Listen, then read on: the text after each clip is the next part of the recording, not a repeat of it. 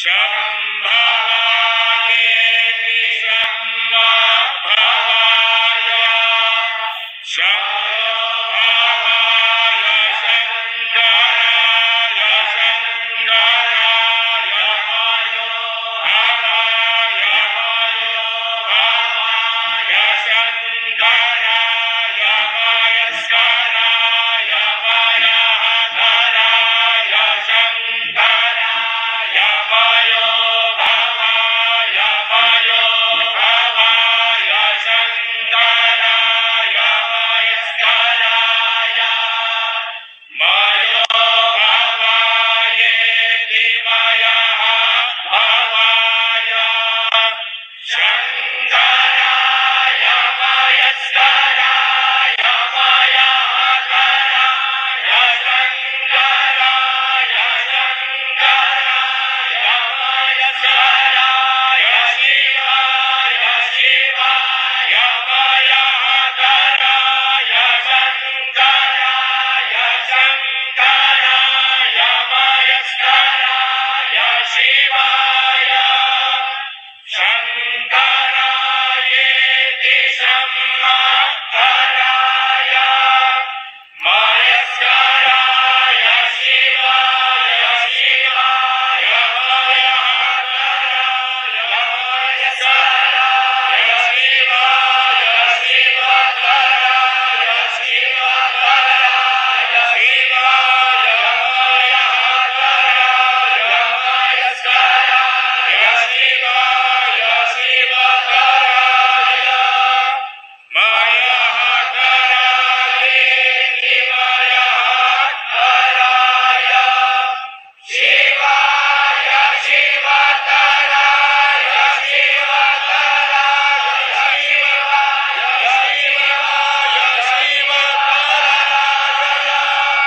शिवकराय शिवकरायेति शिवकराय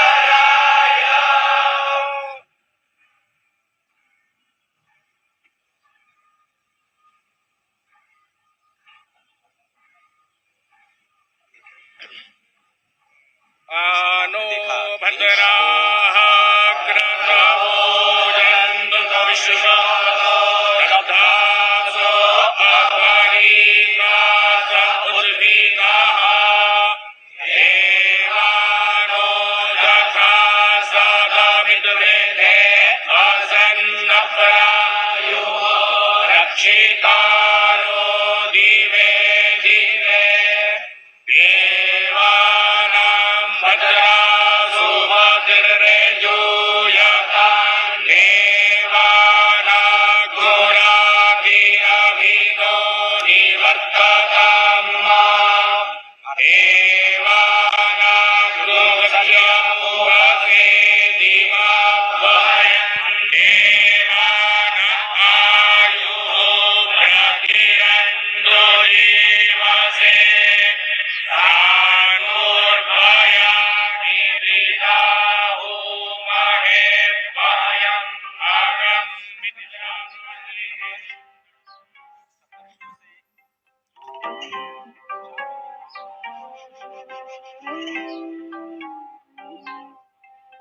अवन्तिकायां वृन्दावतारं मुक्तिप्रदानाय च सज्जनानाम् अकालमृत्युं परिरक्षणार्थं वन्दे महाकालमाहासुरेशम् अवन्तिकायां वेतावतारं मुक्तिप्रदानाय च सज्जनानाम्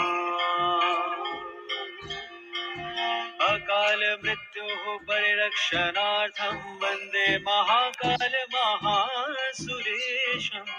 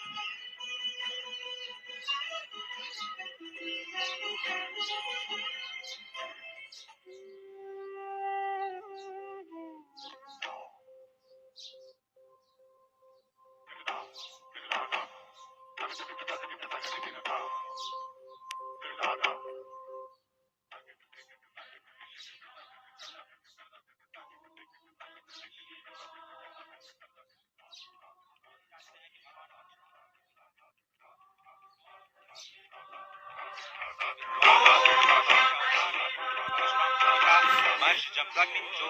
सप्तर्षियों में से एक, महर्षि गौतम, महर्षि जमदग्नि, उसके बाद महर्षि विश्वामित्र, जिन्हें कहा जाता है कि वो गायत्री मंत्र के दृष्टा हैं और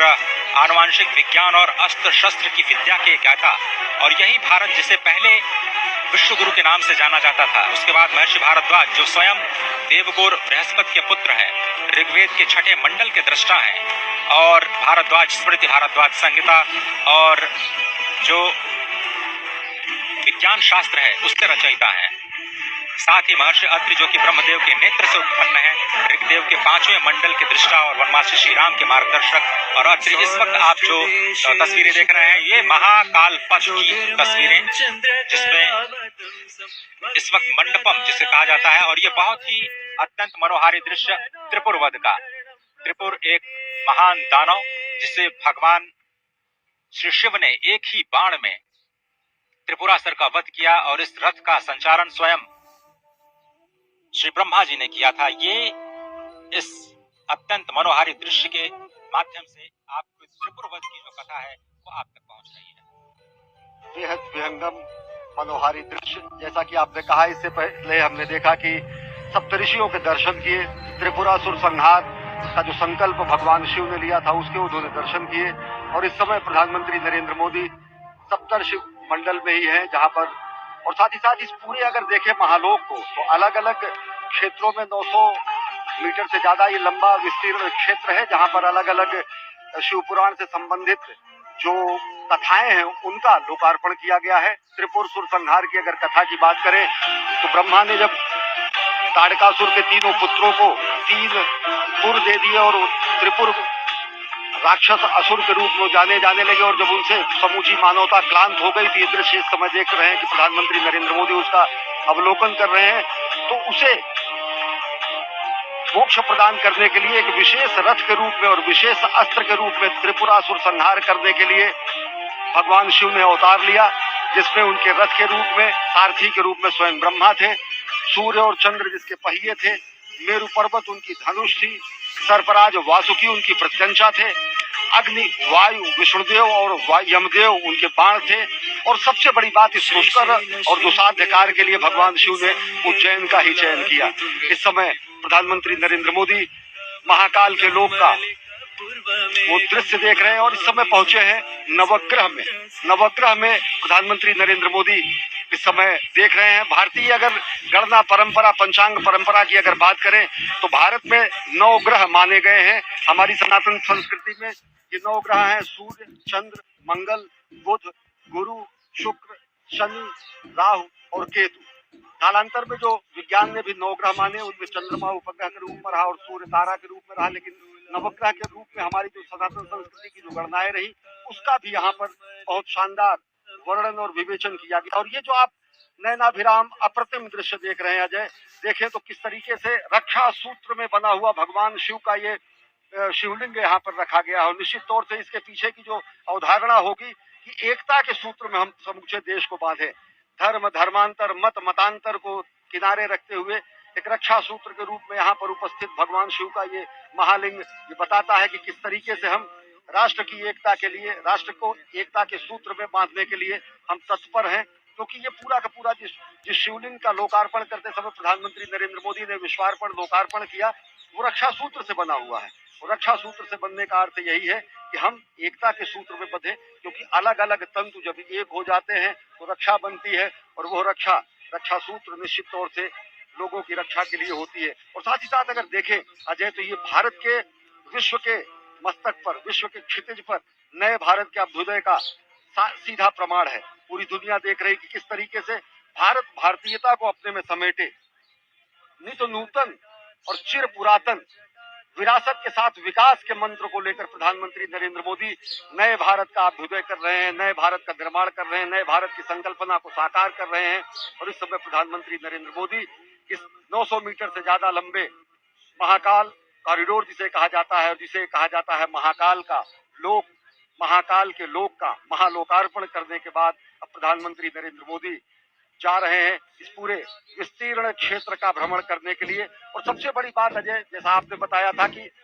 यहाँ की दरो दीवार पर शिव पुराण से संबंधित एक एक कथाओं का विधिवत चित्रण किया गया है। चाहे वो गंगा अवतरण का दृश्य हो, चाहे वो असुरों के वध का दृश्य हो, चाहे वो भगवान के अलग अलग अवतारों की रूप हो, चाहे वो संदीपनी और भगवान अस्थि का दान करने वाले दधीच के पुत्र को मोक्ष प्रदान करने का दृश्य हो। और जैसा कि अभी हम एक बार फिर देख रहे हैं, ताड़कासुर के वध के बाद त्रिपुरारी जब कहा गया भगवान शंकर को, त्रिपुरारी यदि त्रिपुर असुरों के वध करने के बाद कहा गया, और उसका बेहद विहंगम नैनाभिराम दृश्य यहाँ पर स्थापित किया गया है। भगवान गणेश की मूर्ति, भगवान कार्तिकेय की मूर्ति, माता पार्वती, भगवान शंकर, यानी कि भगवान शंकर का समूचा दरबार और परिवार यहाँ पर स्थापित है महाकाल के इस महाप्रांगण में। अजय, ये शिव वाटिका जो इस वक्त आप देख रहे हैं,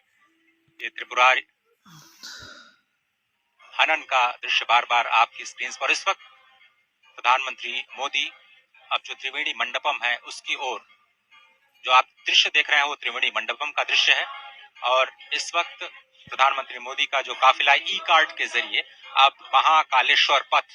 की ओर धीरे धीरे बढ़ता हुआ, तो महाकाल लोक का लोकार्पण अब किया जा चुका है। और अब धीरे धीरे जिसे महाकालेश्वर पथ कहा जाता है, जो अब इस प्रथम चरण में जो नंदी द्वार है वहां से शुरू होता है, और ये 900 मीटर से ज्यादा लंबा ये पूरा का पूरा महाकालेश्वर पथ, यहाँ से आपको भगवान शिव के जो अवतार है, भगवान शिव की जो लीलाएं हैं, भगवान शिव के नाम, भगवान शिव के गुण, उनकी कथाओं का मंचन करते हुए आपको चित्रवृत्तियां दिखाई देंगी जो आपको एक अद्भुत दुनिया में ले जाती हैं। और तकनीक का भी बहुत ही जबरदस्त इस्तेमाल यहाँ पर किया गया है, जिसमें अगर आपको इन वृत्त चित्रों पर जो कथाएं जिसे आप नहीं समझ पा रहे हैं, आप बारकोड के स्कैन के जरिए आप वहां तक पहुंच सकते हैं और वहां की जो कथाओं को आप आसानी से तकनीक के माध्यम से उसके बारे में जान सकते हैं, उनके बारे में पढ़ सकते हैं। तो तकनीक का इस्तेमाल युवाओं को लुभाने की कोशिश, सभी पर्यटकों को आकर्षित करने की कोशिश, महाकालेश्वर पथ। और इस वक्त आप देख रहे हैं कि प्रधानमंत्री मोदी कैसे हर एक चरण के जो हर एक आयाम है उनका अवलोकन करते हुए, और मुख्यमंत्री इस वक्त उनकी मदद करते हुए इस पूरे के पूरे महाकाल लोक के अलग अलग जो आयाम है, अलग अलग जो प्रतिष्ठाएं हैं, उनके बारे में बताते हुए। और इस वक्त आप देख रहे हैं कि धीरे धीरे वो महाकालेश्वर पथ की ओर जाते हुए, अब यही पथ आपको सीधे महाकाल के मंदिर के मुख्य द्वार तक ले जाएगा, जहां पर आप अपनी पूजा अर्चना अपने तरीके से संपन्न कर सकते हैं। और अगर आप समझें तो ये पूरे के पूरे पथ में जो सुविधाएं हैं पर्यटकों के लिए वो विकसित की गई हैं, और मकसद यही है कि स्मार्ट सिटी के तौर पर उज्जैन को एक विकास दिया जाए। और केवल स्मार्ट सिटी ही नहीं बल्कि सांस्कृतिक शहर के रूप में भी उज्जैन को जाना जाता है। और जिस तरह से सभ्यता, संस्कृति, विज्ञान और तकनीक का एक अद्भुत और अनोखा संगम आपको इस वक्त दिखाई दे रहा है महाकालेश्वर पथ पर, जहां पर पैदल चलने की भी व्यवस्था है और ई कार्ड से भी चलने की भी व्यवस्था है। जिस तरह से जिस पथ से प्रधानमंत्री इस वक्त जा रहे हैं, कल से जनता के लिए खोल दिया जाएगा, और आम जनता कल से ही इस पथ का प्रयोग करते हुए चाहे तो पैदल और चाहे तो ई कार्ड के माध्यम से भगवान श्री महाकालेश्वर के मुख्य मंदिर की ओर जाने के सफर पर निकल सकते हैं। और साथ ही जो शिवलोक के कथाएं हैं उनको अपने आप में समाहित करने की प्रक्रिया को भी समझ सकते हैं, जान सकते हैं। निश्चित तौर से अजय अगर देखें तो ये अकल्पनीय दृश्य है। जिस तरीके से रुद्रसागर का पुनरुद्धार हुआ, जिस तरीके से रुद्रसागर को विस्तार दिया गया, जिस तरीके से रुद्रसागर का विस्तारीकरण करने के बाद सौंदर्यीकरण किया गया, उस तरीके से ये सही मायने में अगर देखें तो अद्वितीय है, अतुलनीय है, अप्रतिम है, अनुपम है। और ये जो छटा आप देख रहे हैं, इस समय देश देशांतर के अनेक मनीषी, महामंडलेश्वर और साथ ही साथ सनातन संस्कृति के ध्वजवाहक यहाँ पर साक्षी बन रहे हैं। महाकाल की धरती पर असंख्य देव और साथ ही साथ अन्य लोगों के साथ जो चराचर में व्याप्त है, निश्चित तौर से अगर देखें तो ये सनातन संस्कृति की धर्म ध्वजा का विश्व के पटल पर लहराने जैसा है। और साथ ही साथ अगर देखें तो ये एक स्वप्न दृष्टा की साधना के सफल होने का परिणाम है। यदि देखें तो संकल्प से सिद्धि का परिणाम है। ये राष्ट्र सेवक की साधना का ये कर्मफल है। और साथ ही साथ कर्मयोगी प्रधानमंत्री नरेंद्र मोदी के दिशा निर्देशन में बना हुआ ये महाकाल का लोक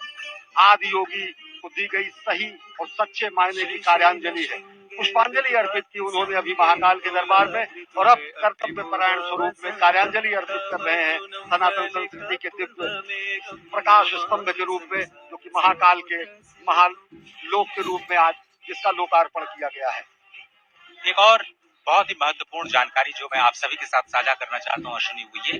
कि आप इस वक्त जो दृश्य अपने टीवी स्क्रीन पर देख रहे हैं वो भारत का पहला नाइट गार्डन है। ये भारत का सबसे लंबा टेम्पल कॉरिडोर है, जिसे आप महाकालेश्वर पथ के तौर पर अब आज से जानेंगे। महाकाल लोक का ये महाकालेश्वर पथ इस वक्त भारत का सबसे लंबा कॉरिडोर, काशी कॉरिडोर भी आपने देखा, वो 300 मीटर करीब उससे 3 गुना ये जो लंबाई है। और इस वक्त जो दीवारों पर जो कथाएं चित्रित की गई हैं वो कैसे उकेरी गई हैं और कैसे सभी संतों से, सभी महर्षियों से विचार विमर्श करने के बाद किन श्लोकों को वहां पर उद्धृत किया जाना है। और इस पूरे के पूरे जो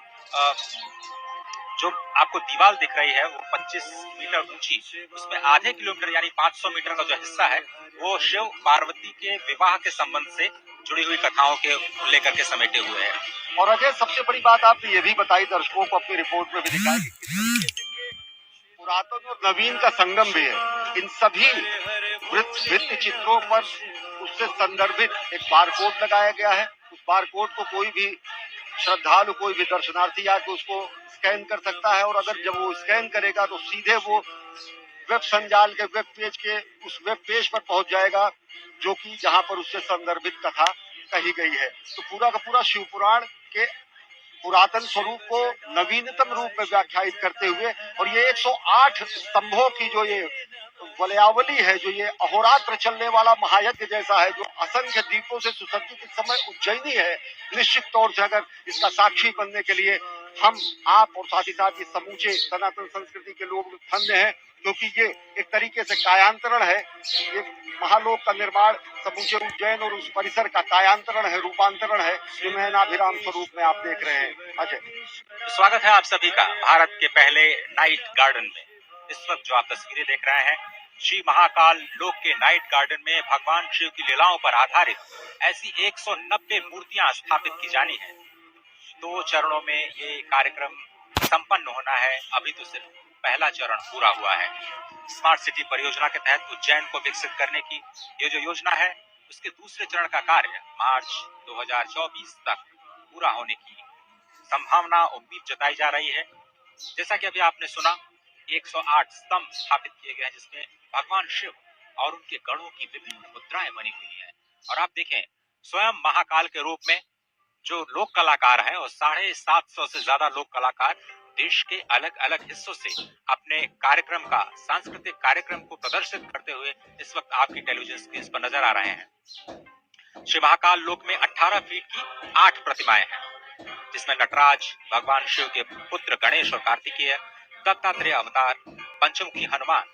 चंद्रशेखर महादेव की कहानी, शिव और सती और समुद्र मंथन जैसे विहंगम दृश्य शामिल हैं।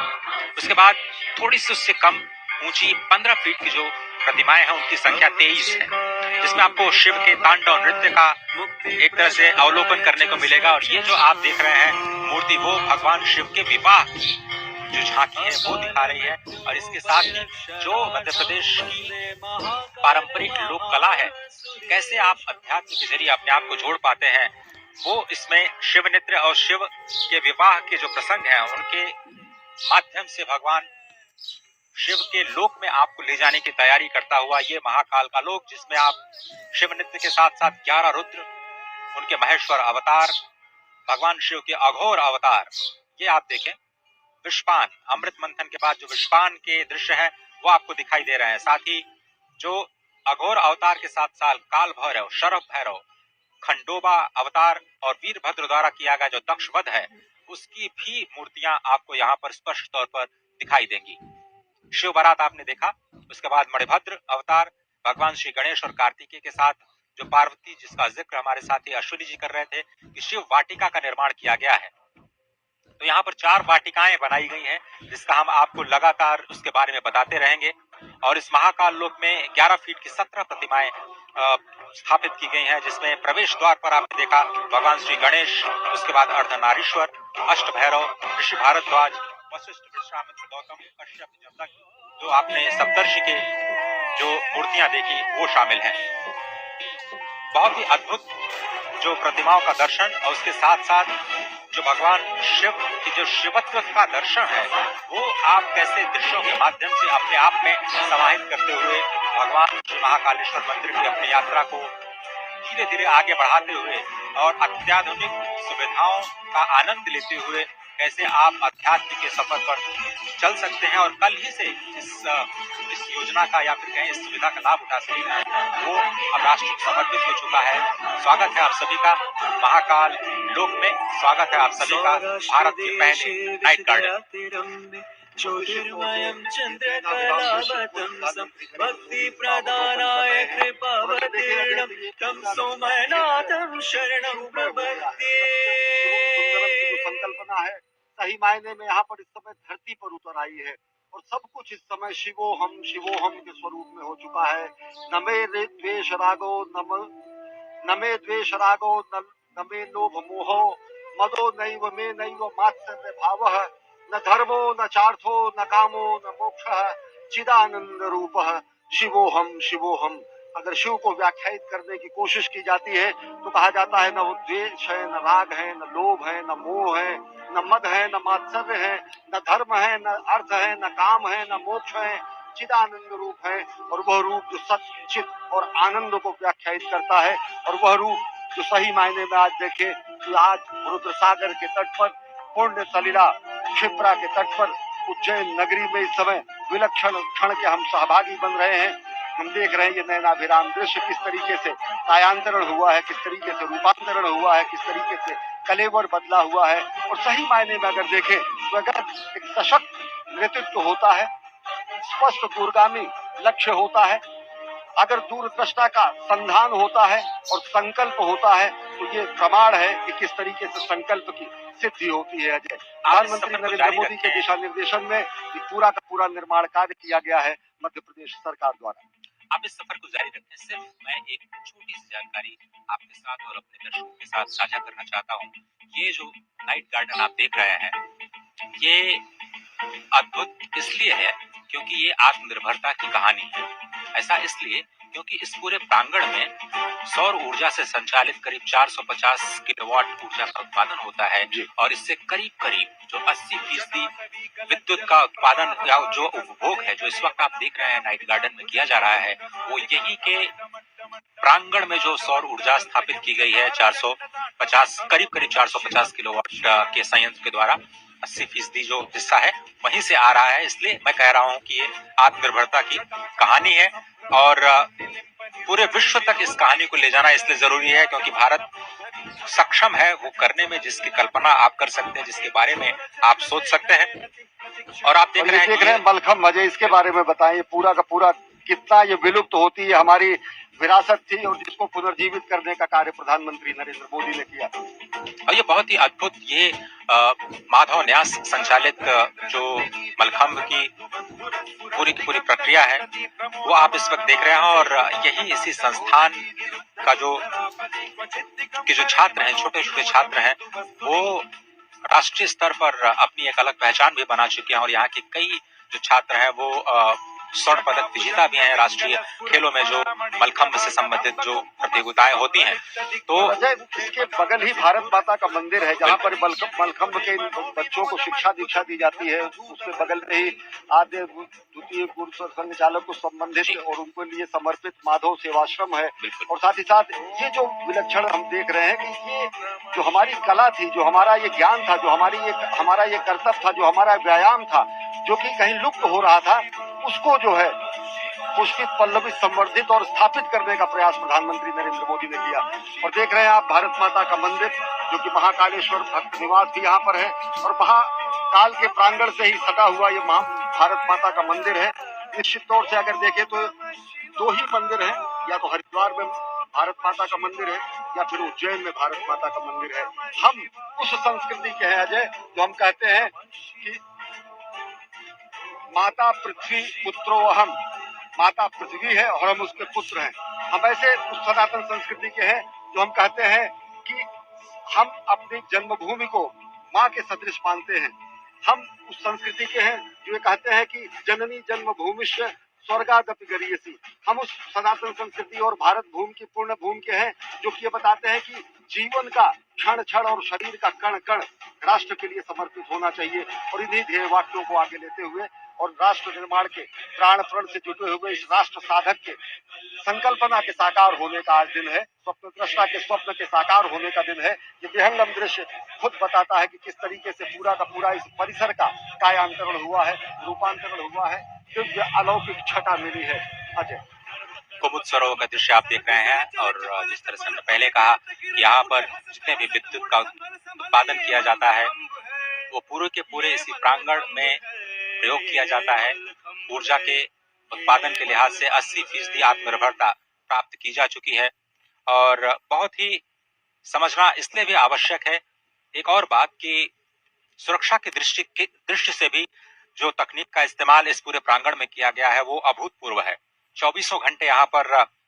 विशेष सर्वेलांस कैमरों के जरिए निगरानी की जा रही है, क्योंकि इसमें बहुत बड़ी संख्या में लोग आने वाले हैं। अगर आप देखें जो नंदी द्वार है वहां से करीब 20,000 लोग एक साथ प्रवेश कर सकते हैं। महाकाल के परिसर में अगर हम समझें तो हर घंटे 1 लाख से ज्यादा लोग महाकालेश्वर के दर्शन कर सकते हैं। इतने लोगों पर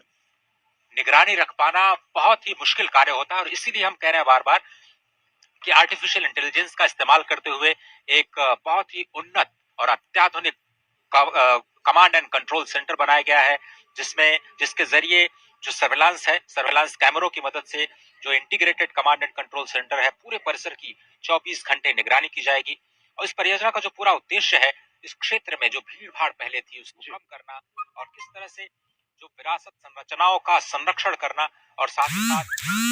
इस परियोजना के विस्तार के जरिए यहाँ पर पर्यटन को बढ़ावा देना है, अर्थव्यवस्था को भी बढ़ावा देना है, आत्मनिर्भरता को भी बढ़ावा देना है। जो संगम है वो आपको इस महाकाल के इस नए लोक में इस वक्त भारत के पहले नाइट गार्डन के रूप में, एक विहंगम दृश्य के रूप में, जिसमें इस वक्त आप रुद्र सरोवर के साथ साथ महाराज विक्रमादित्य का टीले के साथ साथ आप देख रहे हैं ये दृश्य, जो आप या फिर कहें कि भारत माता के मंदिर के साथ साथ जो मंदिर का मुख्य शिखर है वो भी आपको बहुत ही आसानी से दिख रहा है। अप्रतिम विहंगम दृश्य, नयनाभिराम दृश्य। और अजय, जैसा आपने बताया कि भारत ने ही प्रधानमंत्री नरेंद्र मोदी के अध्यक्षता में और उनके नेतृत्व में इंटरनेशनल सोलर अलायंस की स्थापना की, और यहाँ इस पूरे परिसर का जो प्रकाश की व्यवस्था की गई है वो सौर ऊर्जा द्वारा संचालित है। ये होता है दूरदृष्टि।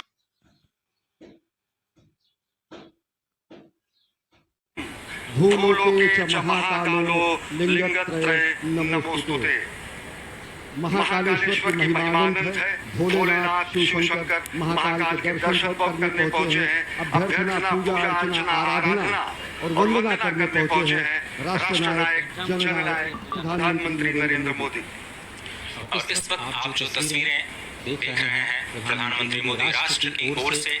इस संध्या काल के शुभ मुहूर्त में